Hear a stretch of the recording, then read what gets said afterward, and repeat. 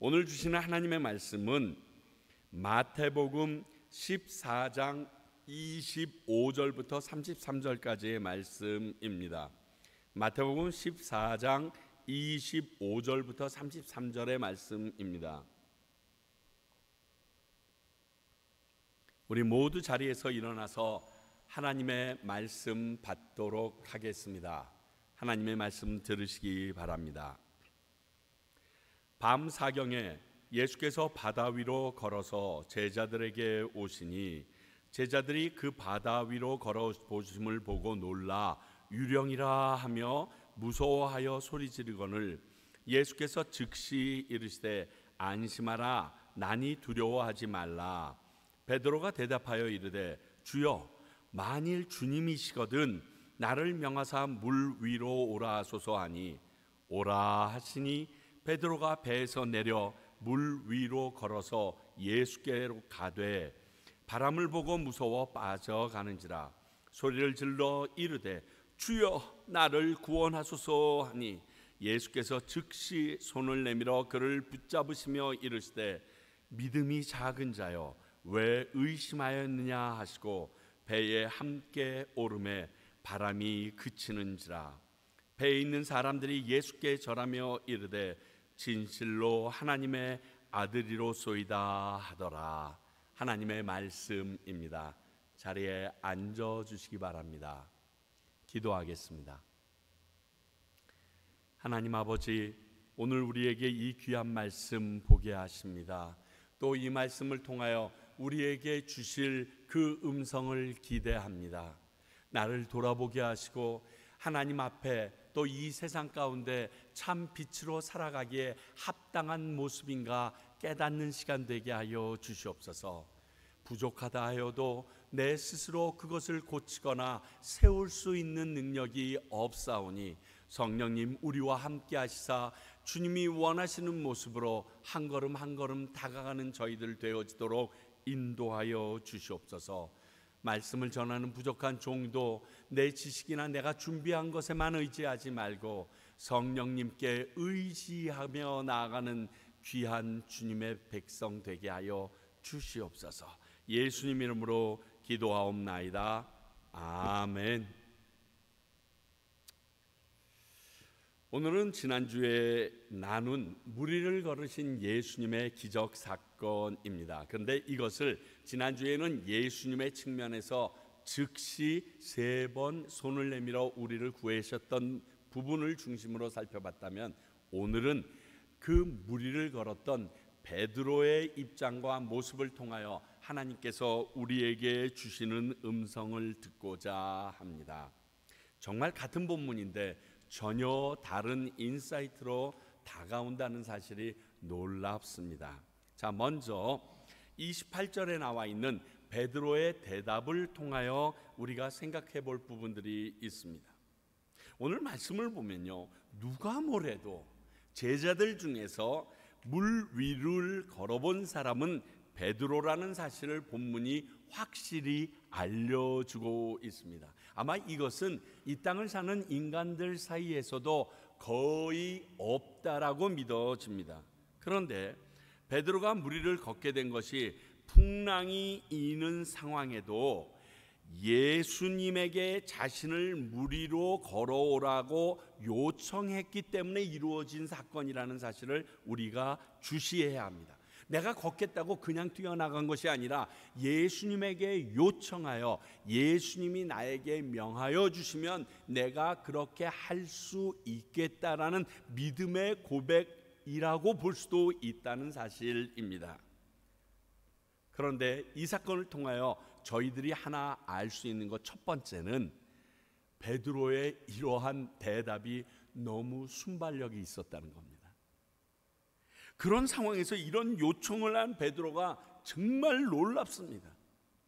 아니, 예수님과 유령도 구분하지 못할 정도로 엄청난 풍랑으로 인하여 두려움에 쌓여 있는 상황인데 내니 두려워하지 말라 이 말씀만 듣고 어떻게 이 말이 퍽 하고 튀어나오죠? 거기에 예수님처럼 나도 무리를 걷고 싶다는 생각은 어찌했는지 도저히 기상천외합니다. 그런데 이런 그의 언행은 성경에 가끔 기록되어 있다는 거 아십니까? 예를 한 몇 가지 볼까요? 첫 번째는 누가복음 9장 32절 33절입니다. 이것은 변화산상 위에서 예수님께서 변화되는 모습을 보면서 베드로가 했던 행동과 말입니다.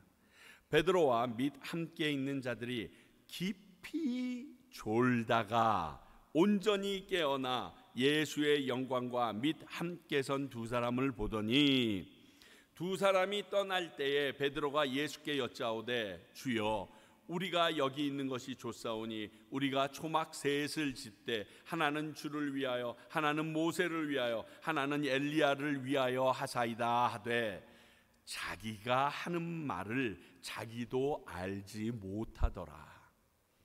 잠자다가 깨어 일어나서 갑자기 그 모습을 보고 막 이야기를 했습니다. 초막셋 짓읍시다. 그런데 그 말을 자기도 왜 했는지 무슨 의도로 했는지 모를 정도로 그냥 번뜩이면서 나오는 게 이게 베드로입니다. 또 마태복음 16장 22절 23절 볼까요? 이게 예수님께서 가이사랴 빌립보에서 놀라운 고백을 한 베드로를 보고 이제 이들에게 얘기해도 되겠다라고 생각하셔서 내가 이제 고난을 받는 순환고지를 한 다음에 베드로가 한 말입니다. 베드로가 예수를 붙들고 항변하여 이르되 주여 그리 마옵소서 이 일이 결코 주께 미치지 아니하리이다. 예수께서 돌이키시며 베드로에게 이르시되 사탄아 내 뒤로 물러가라. 너는 나를 넘어지게 하는 자로다. 내가 하나님의 일을 생각하지 아니하고 도리어 사람의 일을 생각하는도다 하시고 말 한마디 잘못했다가 사탄 됐습니다. 그리고 하나님의 일을 모르는 무지한 말을 뱉었다고 예수님에게 책망 듣는 부분입니다. 분명히 용기 있는 부분이지만 무모한 잘못된 용기를 그가 입술로 바랬기에 생긴 일입니다. 우리 한 가지만 더 살펴보겠습니다. 요한복음 13장 8절 9절입니다. 이것은 예수님께서 마지막 만찬 전에 제자들의 발을 씻기신 세족식 상황에서 하신 말씀입니다. 베드로가 이르되 내 발을 절대로 씻지 못하시리이다.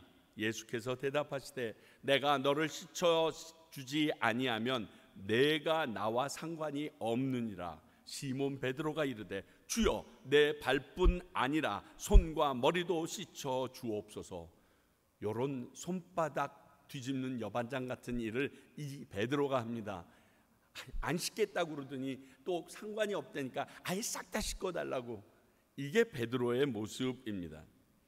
예수님의 말을 들으면 머리로 생각할 겨를도 없이 바로 입에서 말이 토해져 나옵니다. 그런데 그것이 대부분은 하나님이 원하는 방향과 다를 때가 많다는 것입니다. 그래서 야고보서 1장 19절은 우리에게 이렇게 말합니다.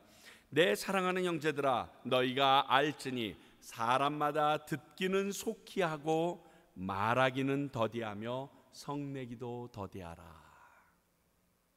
그렇습니다. 듣는 거는 빨리 들어야 됩니다. 그러나 그 말에 대하여 우리가 우리 입을 통하여 대답할 때는 천천히 해야 합니다. 생각해 보라는 겁니다. 이 일이 하나님의 뜻과 어떻게 합일되는지, 이 일을 어떻게 풀어가야 하나님이 기뻐하실지 묵상하고 생각해 보는 시간이 있어야 한다는 겁니다. 그러나 오늘의 경우 베드로는 그 근거가 다르기에 베드로의 성격을 통하여 그의 놀라운 고백이 터져 나오게 된 경우라고 볼 수 있는 긍정적인 부분입니다. 왜냐하면 이렇게 순발력 있게 이렇게 말할 수 있었던 것은 확고한 믿음이 그에게 있었기 때문이라고 보여집니다. 베드로가 한 대답을 다시 자세히 살펴보면 크게 두 가지를 전제하고 있는 것을 봅니다. 주여 만일 주님이시거든. 이 말은 당신이 무리를 걸어와서 우리가 유령인 줄 착각했는데 정말 주님이십니까? 그렇다면 우리 주님은 지금까지 내가 경험한 바로 의하면 무엇이든지 할 수 있는 분이심을 나는 믿습니다 라는 고백이 그에게 있는 거예요. 두 번째 모습은요, 나를 명하사 물 위로 오라 하소서 이렇게 말했거든요.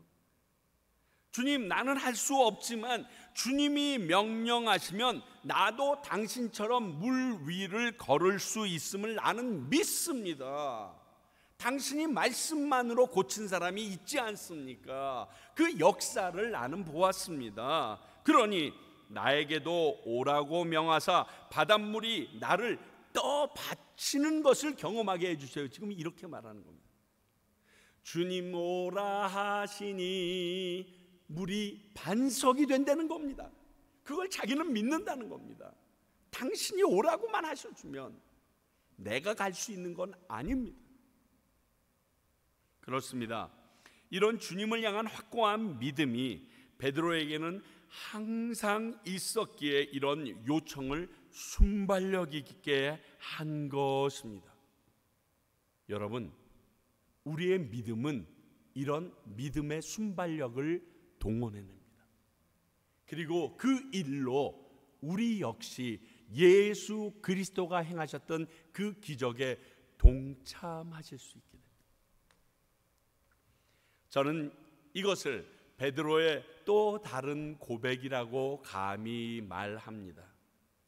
마태복음 16장에 주는 그리스도시요 살아계신 하나님의 아들이라는 것을 예수님께서는 아주 큰 베드로의 고백으로 보고 계시는데, 저는 예수님 당신이라면 모든 것을 하실 수 있습니다라는 오늘의 이 고백을 또 다른 그의 칭찬할 만한 고백의 한 부분으로 인정하고 싶습니다. 왜냐하면 지금까지 자신의 경험과 지식과 상식을 넘어선 고백으로 내 자신을 던져서 그 예수님의 그런 분이심을 증명해낸 사건이기 때문입니다. 말로만 한 게 아니라 당신은 진짜 그럴 수 있는 분입니다 하고 나를 집어 던진 겁니다. 나를 모두 다 바쳐서 증명해낸 겁니다. 안타깝게도 지금을 사는 많은 크리스천들에게는 보기 힘든 믿음의 행동입니다. 자신의 몸까지 던져 그분에 대한 믿음을 증명한 것이기 때문에 그렇습니다. 우리는 예수님을 믿는다고 말합니다. 예수님이 뭐라고 단상 위에서 얘기하셨다 그러면 앉아서 아멘 아멘 그리고 박수치고 흥분하고 열광합니다. 그런데 네가 해봐 그러면 안 합니다. 내 삶을 던져서 내 몸을 던져서 예수님이 원하시던 그 방향으로 나가라 그러면 그거는 안 합니다. 그리고 그냥 내 자리에 앉아서 말만 합니다. 이게 오늘 베드로가 고백했던 믿음의 또 다른 엄청난 모습입니다. 그러므로 오늘 베드로의 이 무모해 보이지만 순발력 있는 대답의 결과와는 상관없이 평소 베드로가 품고 있던 예수님에 대한 자세와 믿음을 보여준 것이 그의 순발력이었습니다. 두 번째, 우리가 꼭 짚고 넘어가야 될 것인데, 예수님이 말씀하셨어도 그렇게 할 수 있겠느냐는 것입니다. 여러분, 예수님이 말씀하시면 그 어떤 말씀이라도 모두 순종할 수 있으세요? 제가 이렇게 질문해 볼까요? 자, 우리 성경의 모든 말씀은 하나님의 말씀인 것을 믿습니다. 그렇죠? 믿습니까? 복음서에서 가끔 그리고 많은 부분에 예수님께서 직접 말씀하신 부분이 있음도 믿으십니까? 자, 그렇으면 그 말씀대로 다 지켜지던가요?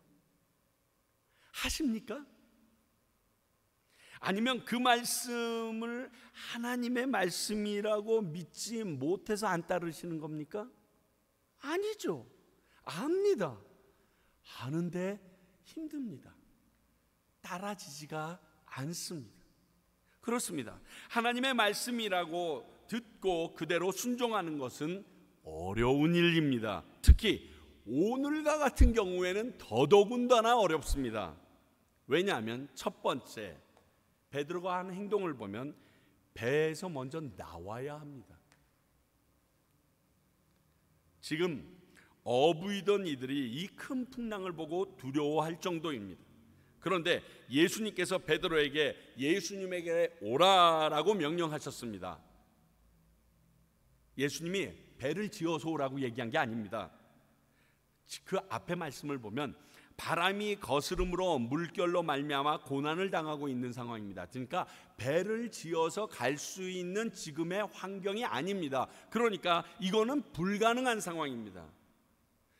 그럼 지금 가장 안전한 곳은 어디일까요? 그나마 배 안이 가장 안전합니다. 아마 배 양쪽 모서리를 꼭 붙잡고 손이 으스러져라 붙잡고 있는지 모르겠습니다. 두 발이 지금 절절절절 저릴 정도로 꽉 붙들겨 안고 있는지도 모르겠습니다. 배 안도 이렇게 위태위태한데 배 밖은 엄두 낼 수도 없습니다. 더군다나 사람이 무리를 걸을 수 없다는 사실은 어부인 베드로는 너무너무 잘 알고 있습니다.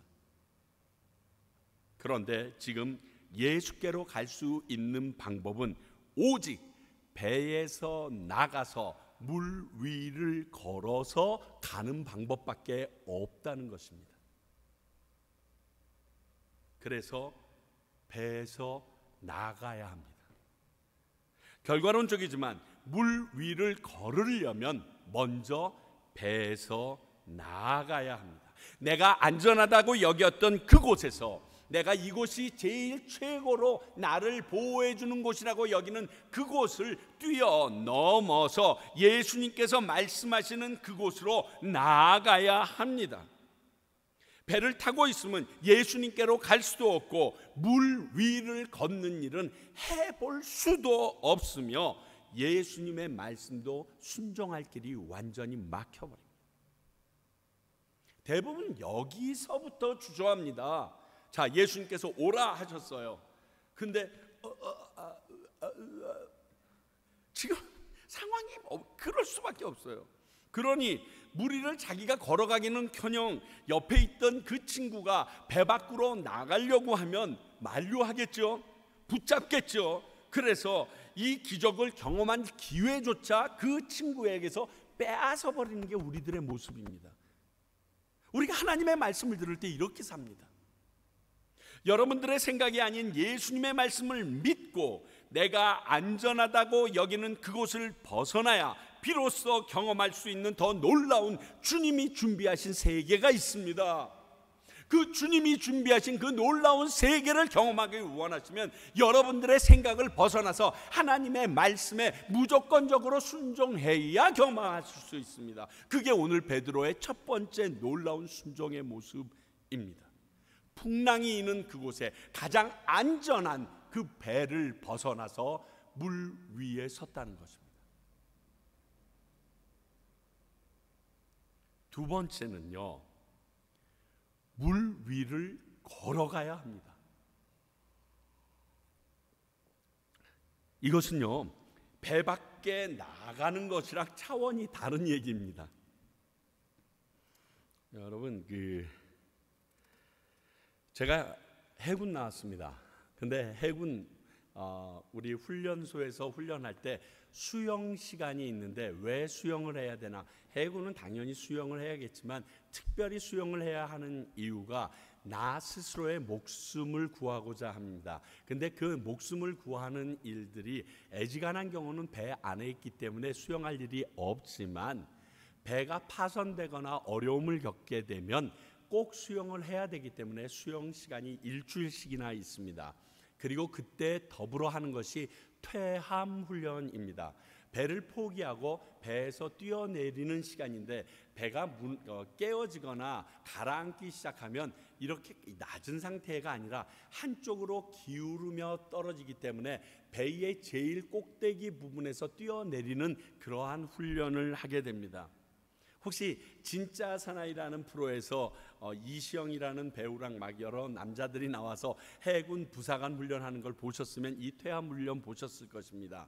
이 퇴함 훈련을 하는 것은 정규 규격 수영장에 다이빙 틀이 있는데 이 다이빙 틀 제일 꼭대기가 10m짜리 다이빙 틀입니다. 배의 앞부분이 들리면 10m 정도보다 좀 더 높게 될 때도 있습니다. 그래서 사람이 가장 공포심이 유발되는 곳이 11m 선상이라고 그럽니다. 그러니까 10m 다이빙 대 위에 딱 서면 우리의 몸은 대부분 11m 정도의 시각을 보통 그 이상이나 그 정도를 갖는다고 합니다. 그래서 그곳에서 퇴암 훈련을 하게 되는데 대부분 10m까지 올라갈 때는 밑에서 볼 때 호기 있게 올라갑니다. 호기 있게 올라가는데 정작 뛰라고 그러면 그 위에서 못 뜁니다. 제가 수영을 제법 합니다. 나 목숨 정도는 삽니다. 그런데 딱 올라가서 쓴 순간 그 넓은 국제규격 수영장이요 손바닥만한 거예요. 내가 뛰면 요 안에 떨어질, 특히 5m 상방에 떨어져야지 밑으로 툭 떨어져도 내가 바닥에 부딪히지 않을 거잖아요. 그 부분에 떨어질 자신이 없는 거예요. 밑에서는 그 수영장을 이 끝에서 저 끝으로 가는 사람도 몇 명이 없을 정도로 넓은 곳인데 올라갔더니 거기에 떨어지지 못할 것 같아서 발이 안 떨어집니다. 그래가지고 조교 바지가랑이 잡고 같이 떨어지는 놈이 있는가 하면 정말 웃지 못할 진풍경이 그 위에서 뛰어내리려는데 그 10m를 붙잡고서 살려달라고 외치는 모습까지 하여간 별의별 풍경이 많습니다. 일단 물 위에 서 있을 수 없다는 상황을 넣어서 배에서 나와서 섰습니다. 그런데 물 위를 걷는 것과 이거는 차원이 다릅니다. 자, 내가 배에서 나왔는데 운 좋게 그 나온 부분이 어떻게 반석 위가 될 수 있잖아요. 바위가 될 수는 있잖아요. 그래서 서졌네 라고 할 수는 있습니다. 근데 여기서 걸어서 저기 예수님에게까지 간다? 이것은 좀 다른 문제예요. 꼭 그 꼭대기까지 올라가기는 올라갔는데 물 위에 뛰어내리지 못하는 거랑 너무너무 똑같아요. 지금 파도까지 일고 있습니다. 뿐만이 아닙니까? 부력은 어떡하라고? 내 몸무게를 내가 아는데 부력은 어떻게 하라고? 무모한 행동입니다. 그런데 성경은 이 두 가지를 분명하게 분리해서 지금 말하고 있습니다. 배에서 내려 물 위로 걸어서 예수께로 갔다. 예수께로 가는데 배에서 내리는 장면과 물 위를 걸어서를 구분해서 얘기하고 있습니다. 배에서 나간 것과 구별된 물 위를 걸어간 행동을 말합니다. 반복되는 어려운 명령에도 순종하는 베드로의 모습에 우리는 무모하다고 말하지 말고 충격받아야 됩니다. 어떻게 저럴 수가 있을까? 아무리 예수님이 얘기했기로서니 이런 충격을 좀 받을 수 있어야 합니다. 우리가 물 위를 걷지 못하는 이유가 여기 있습니다. 이런 기적을 경험하지 못하는 이유도 여기에 있습니다. 지금 이런 기적이 없이 살 수 있다라고 스스로 여기시겠지만 그렇잖아요. 물 위를 걸어갈 일이 뭐가 있겠어요. 그러나 예수님이 베푸셨던 기적들이 지금 우리 안에서 일어나지 못하는 이유와 이것이 동일하다는 사실을 기억해야 됩니다. 안 믿어. 할 수 있다고 여기질 못해. 기억하십시오. 주님은 우리가 하지 못할 일을 하라고 하시는 분 아님을 아셔야 합니다. 이것을 믿으십시오. 그러면 그분의 말씀을 순종하는데 한층 더 수월해지실 겁니다. 저는 오늘 본문에서 우리가 가장 중요하게 여기고 배워야 할 부분 중에 하나가 첫 번째가 베드로의 이러한 자세라고 봅니다. 자, 그렇다면 30절 31절을 보면 이런 베드로가 실패하는 모습이 나옵니다. 이렇게 놀라운 순종을 펼친 베드로가 30절에서 무너지는 모습이 나오는데 바람을 보고 무서워 빠져가는지라 소리를 질러 이르되 주여 나를 구원하옵소서 하니. 이렇게 실패한 이유의 첫 번째를 예수님이 아닌 다른 것을 보았다라고 성경은 지적합니다. 분명 바람을 보고 무서워하였기에 빠져가고 있다라고 말씀하고 있습니다. 방금 전에는 예수께로 가되라고 적혀 있는데 그때는 베드로가 바람이 아닌 예수님을 바라보고 가고 있었다는 말씀이 전제되어 있는 말씀입니다. 그러니까 이렇게 다른 부분이라고 강조해서 말씀하셨겠죠. 그런데 지금은 시선이 예수님에게서부터 바람으로, 파도로, 즉 주변의 상황으로 옮겨져 버린 겁니다. 저 정도 바람이면 배도 운전하지 못할 정도임을 명확히 알고 있었을 것입니다. 거기다가 지금 자신이 물 위를 걸어가고 있다는 것도 순간 감지하게 됩니다. 그러면 어떤 생각이 들까요? 이건 말도 안 돼, 이 생각이 듭니다.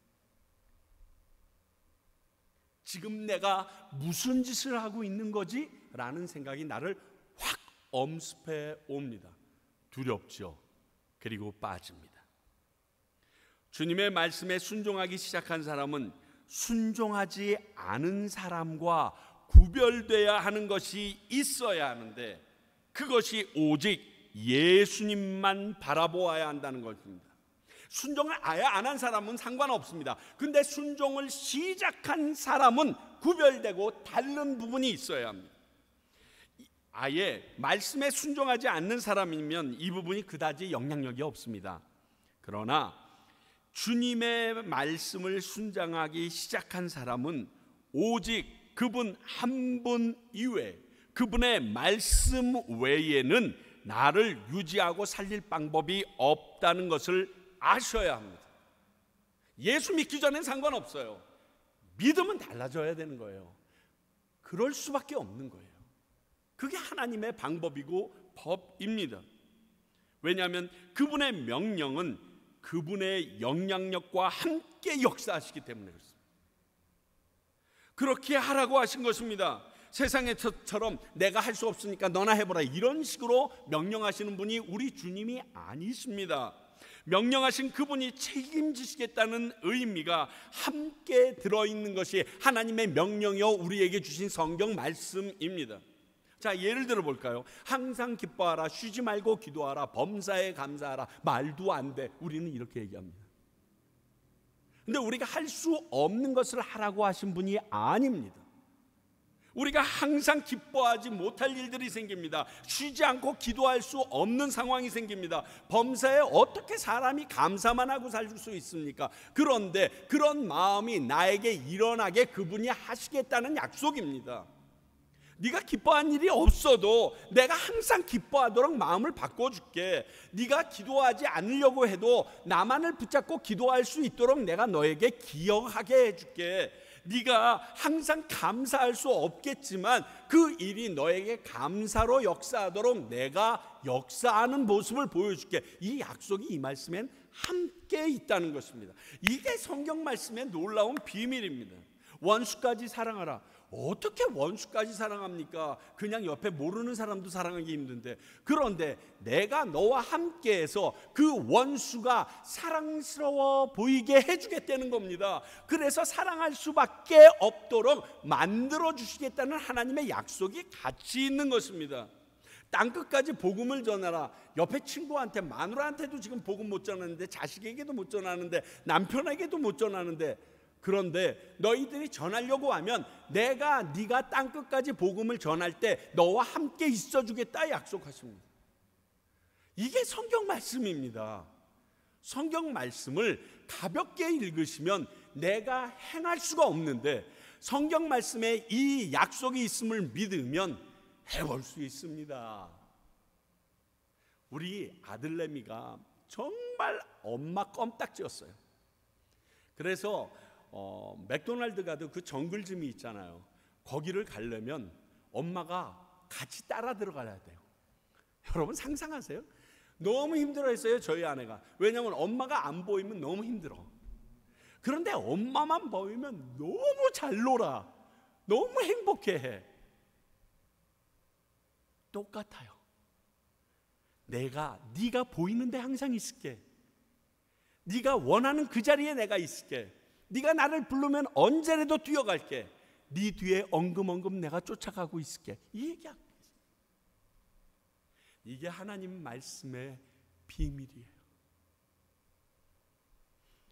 근데 이러한 그의 모습을 예수님은 그때 네가 나를 의심했다라고 말하고 계십니다.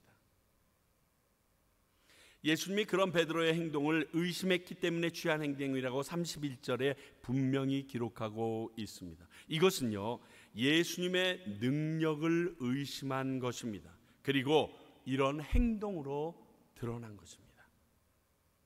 혹시 바람을 보고 무서웠지만 예수님이 오라고 하신 것과 그분이 그 말씀을 책임질 수 있는 능력이 있음을 계속 믿고 있었다면 이런 실패는 없었을 것입니다.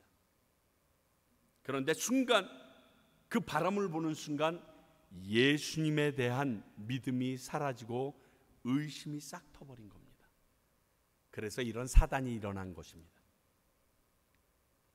사랑하는 성도 여러분, 말씀에 대한 의심은 예수님에 대한 의심이라는 거 잊지 마십시오. 난 예수님을 의심한 게 아니라 이렇게 얘기하지 마십시오. 하나님을 의심한 게 아니라 이렇게 얘기하지 마십시오. 그러므로 그분의 말씀에 대해, 말씀에 아무리 내가 순종을 해도 이런 의심은 우리를 결국 실패로 몰고 갈 수밖에 없습니다. 믿음이 없는 순종은 사상두각과 같습니다. 비가 오고 물나며 바람 부딪히면 크게 무너져 버리는 거예요. 그가 실패한 이유가 여기에 있습니다. 그렇다면 그 다음 실패한 후에 베드로의 태도는 어떻습니까? 아까 말씀드렸지만 오늘 본문 말씀 중에 또 다른 중요한 두 번째 요소가 바로 이 부분입니다. 실수가 없는 사람은 하나도 없습니다. 죄를 짓지 않는 사람도 하나도 없다라고 성경은 이미 말씀하셨습니다. 즉 하나님이 선포하신 것입니다. 그러므로 모든 사람은 실패할 수 있고 실수할 수 있고 죄를 지을 수 있습니다. 그때 베드로처럼 소리를 질러 예수님을 찾아야 합니다. 베드로처럼 정말 창피하죠. 지금 예수님이 나오라고 했지만 자기가 부탁해서 나오라고 한 거 아닙니까? 그래놓고 지가 못 믿고 있습니다. 창피하죠. 요즘 말로 쪽팔리죠. 그래도 예수님을 찾아야 합니다. 소리 질러서 예수님께 살려달라고 외쳐야 합니다. 그런 어려운 상황에서 나를 구할 분은 오직 예수님밖에 없잖아요. 풍랑 있는 바다에 친구들 지금 배에서 나오지도 못하고 버들버들 떨고 있고 앞에 서 있는 분은 바다 위를 서 있는 예수님밖에 없잖아요. 누구한테 빌겠어요? 오라고 하신 그분이죠. 어제 새벽에 물두멍을 묵상하면서 말씀드린 것처럼 하나님은 죄 때문에 우리를 심판하는 것이 아니고 그 죄를 회개하지 않아서 심판받는 것입니다. 그러므로 우리는 죄를 지어서 망하는 게 아니고 우리의 죄를 회개하지 않아서 망하는 겁니다. 완전히 다릅니다. 그 누구도 감히 순종할 수 없는 엄청난 하나님의 명령을 호기롭게 순종했습니다.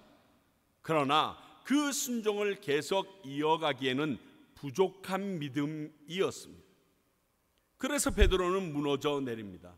그럴 수 있다는 겁니다. 모든 사람이 그럴 수 있습니다. 목사, 선교사, 아니 바다 위를 걸어본 경험을 한 베드로가 했는데 그 누가 이런 일을 못 경험하겠습니까? 그럴 수 있습니다. 엘리야 죽게 싸우냐고 도망가는 거 보세요. 850명과 맞닥뜨려 싸워가지고 이겼던 그 엘리야가 로뎀 나무 밑에서 시름시름 앓고 있는 모습이 상상이 가십니까? 그럴 수 있다는 겁니다. 그러나 그때 우리는 예수님을 찾아야 합니다. 그분이 해결해 주시겠다고 했던 그 약속을 믿고 그분에게 매달려야 합니다.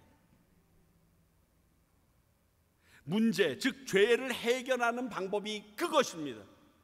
그것밖에 우리의 문제를 해결하는 방법이 없습니다. 죄를 인정하는 것이 중요합니다. 그리고 그 문제를 해결할 수 있는 분이 오직 예수 그리스도밖에 없음을 인정하는 것이 우리에게 필요합니다. 오라고 하신 분이 예수님이셨음을 기억하십시오. 그러므로 그 일의 순종함을 겪게 되는 어려움, 순종하면서 겪게 되는 어려움은 그분만이 온전히 해결할 수 있습니다. 그분이 오라고 했으니까. 사람들이 아닙니다. 점 보고 돈 쓰고 어떤 사람들의 기술에 매달려서 그렇게 해서 해결될 일이 아닙니다. 그 일의 시작이 예수님이셨다는 것을 기억해야 합니다. 역대하 7장 14절입니다. 내 이름으로 일컫는 내 백성이 그들의 악한 길에서 떠나 스스로 낮추고 기도하여 내 얼굴을 찾으면 내가 하늘에서 듣고 그들의 죄를 사하고 그들의 땅을 고칠지라. 이 말씀은 우리의 죄로 인하여 우리에게 벌이 내려지는 그 일이 있어도 회개함을 통해서 그 문제를 해결해 주시겠다는 말씀입니다. 근데 이와 동일한 말씀이 성경에는 다 오늘 이 시간을 통하여 나열할 수 없을 정도로 엄청나게 많이 적혀져 있습니다. 왜? 우리는 죄를 지을 수밖에 없는 존재인데 그 해결 방법을 성경에 곳곳에 꽂아 놓으신 겁니다. 이 말씀을 믿고 그대로 행한 다윗이 용서함 받은 거 아시지 않습니까? 아니, 이스라엘의 왕조 중에 북이스라엘 왕조 중에 가장 하나님이 보시기에 악행을 많이 했기 때문에 가장 많은 페이지에 기록된 아합 왕조차도 이 말씀을 믿고 기도하니까 하나님이 들어주셨어요. 하나님의 회개에 대한 언약은 그 사람이 삶이 악하고 선한 데 있지 않다는 겁니다. 그 말씀을 믿고 회개를 했느냐 안 했느냐에 있어요. 여러분, 이거 굉장히 중요합니다. 벼룩이 낯짝이 있지, 내가 주님 앞에, 이게 아니에요.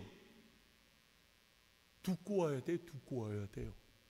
그냥 내가 잘못했어도 주님이 말씀하셨으니까 주여 하고 밀어 제끼는 아합과 같은 두꺼운 철면피도 필요해요. 왜?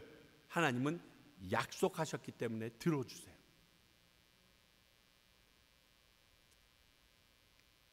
그러므로 예수님에 대해 의심하여 물에 빠져가는 베드로가 가장 잘한 일은 그 상황에서 얼른 예수님께 부르짖어 구해달라고 한 바로 이것입니다.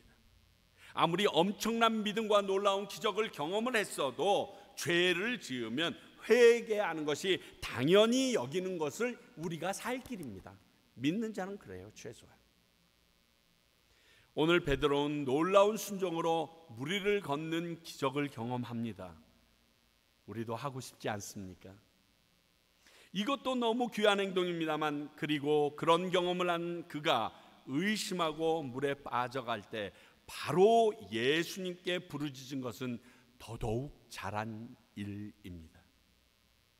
그때 예수님은 즉시 손을 내밀어 베드로를 살려주셨다는 사실을 기억하십시오. 예수님께 몇 마디 책망 듣는 것이 영원히 죽는 것보다 낫잖아요. 그거 피하려고 하지 마시고 살고 봅시다. 이러한 베드로의 순종과 회개를 배워서 살아갈 수 있는 믿음의 저와 여러분이 되기를 소원합니다. 기도하겠습니다. 하나님 아버지, 정말 베드로의 이 모습이 놀랍고 그리고 경험하고 싶습니다.